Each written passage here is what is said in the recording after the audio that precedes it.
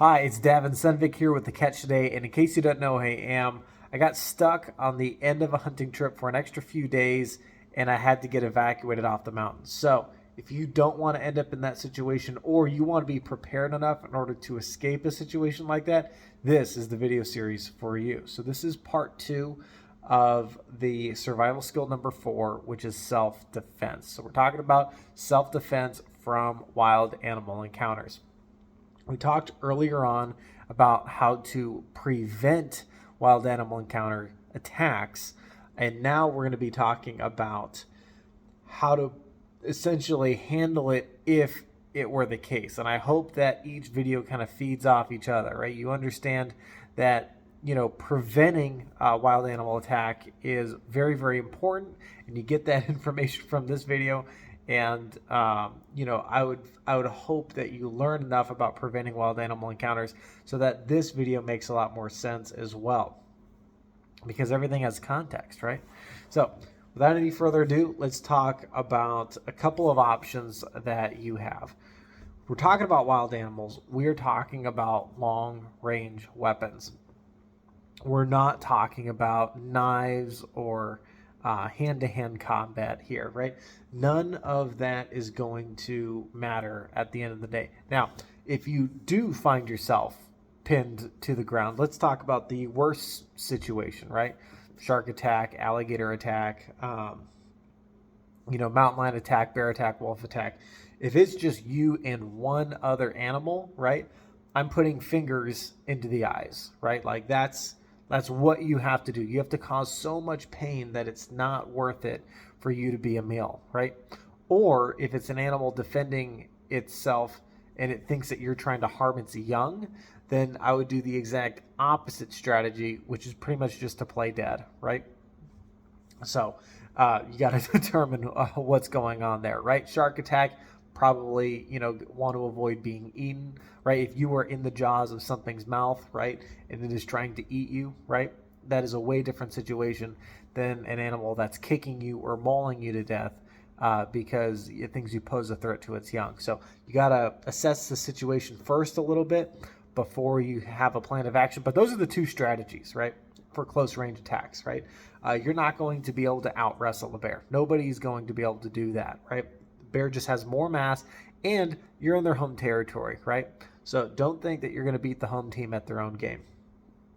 So with that being said, now that we got that out of the way, we can talk about two different long-range weapons that I think are most effective, right? We're actually talking about weapons here. We're not talking about sound or alarms or flares or anything that scares bears. We're actually talking about real weapons here. That's handguns, and that's mace. And the reason why I say handguns and not rifles is because when you are out there with a rifle or a shotgun is an offensive weapon, right? The rangers, the police, the fish and game department, they're going to assume you are hunting if you were using a rifle for self-defense. And it's not practical to keep a rifle on you 100% of the time, all the time, right? A handgun is much more accessible. So that's why we're making the comparison between the handgun and the mace.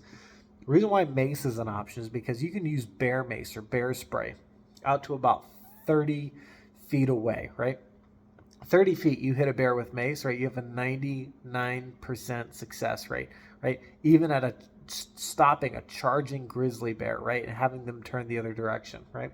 But I want you to think about two main outcomes, right? As far as preventing being mauled and successfully, we're going to call it disarming an attack, right?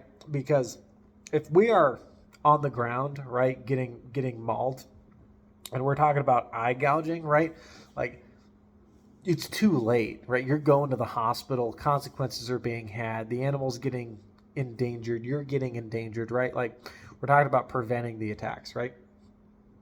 And we're talking about like the encounter is happening, right? You can't stop it from happening without doing something, right? So let's talk about the maximum and minimum penalties on the other end, right? So I know we're skipping a little bit, right? We're skipping the actual like spraying the mace or shooting the gun. I'm going to talk about the after effect, right? So in one situation you use the gun, in the other situation you use mace. Now if you use the gun, there's pretty much three main outcomes that can happen, right? When you use a gun, either you miss, which means you shoot nothing, and the noise either scares it away or it doesn't, right? But you're relying on the noise, right? And there's a clear miss, right? But a gunshot has gone off, right? Second one is you hit the animal. You're either going to wound it or you're going to kill it, but you have inflicted damage on that animal. The third possibility is also a miss, but you miss and you hit a human being, right? You hit a dog or you hit something of high value that you did not intend to hit. Those are the three outcomes when you use a firearm, right? And either one, right, can be successful or unsuccessful depending on how you define success. But 2 out of 3 of those circumstances are going to have long-term legal consequences, potentially felony level charges. Now let's talk about self-defense with mace, right? You're going to have a few things that can go on there. You could completely miss the bear with mace, which I would be hard pressed to find somebody who couldn't hit the broadside of a barn with mace, right? But there's almost a guarantee that you're going to hit it with mace, nearly, right? It is possible for you to have an equipment malfunction. So that is the second option, right? But if you spray that mace and it goes off successfully, everything in the area is getting maced. You're getting maced. Your friends are getting maced. The bear is getting maced. Like everybody's breathing in capsaicin at the end of the day. So you could have an equipment malfunction, but that's a 1% likelihood, right? So I wouldn't count that as the highest likelihood of thing. The third thing is that you end up macing something. You end up pulling out the mace for a reason that's an illegitimate reason, right? Let's call it you saw a dark figure moving through the woods at night and you maced it, right? Well, it was the neighbor's dog. It wasn't a bear, right? Or it was your friend that was using the restroom in the woods, right? Either way, right? The legal consequences at the end of the day of carrying that mace are minimal, right? If you mace your neighbor's dog or you mace your friend that is taking a poo in the woods, right? They're probably not pressing legal charges against you, right? And if they do, we're talking about very maximum, right? We're talking about gross misdemeanors. Where we're talking about the firearm, we're talking minimum gross misdemeanors as far as the types of legal battles that you're facing, right? So understanding that there is an entire legal battle is going to affect you in the fight. So now let's go to the fight, right? Let's go to situation. You wake up in the middle of the night, you hear a noise, right? And you see a dark figure moving towards you, right?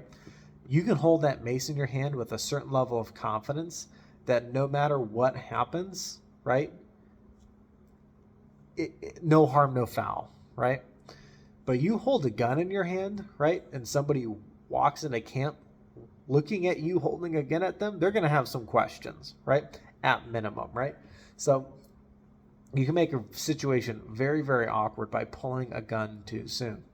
I also want to make a note, and that is that on the second day of being stranded, when I was stranded in the woods, right? I had no communication, right? Cell signals were down, right? I didn't know when rescue was going to come, right?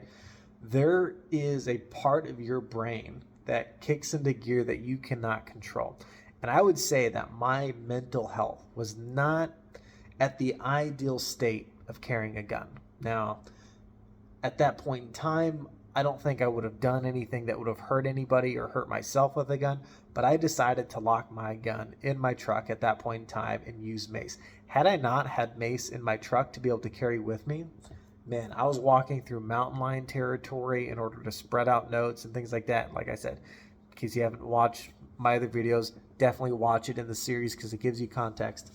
But to have that extra option, right, gave me the ability to have something that I could react with much faster reflexes with way more confidence. And I hope that you understand that confidence and, I'm not saying arrogance, I'm saying confidence in your weapon system will help you survive more times than not, right? So if you're just looking at the numbers, right, understand that more tools are better in your arsenal. And so definitely do not underestimate a certain tool just because it doesn't happen to follow within your ideology of what you prefer.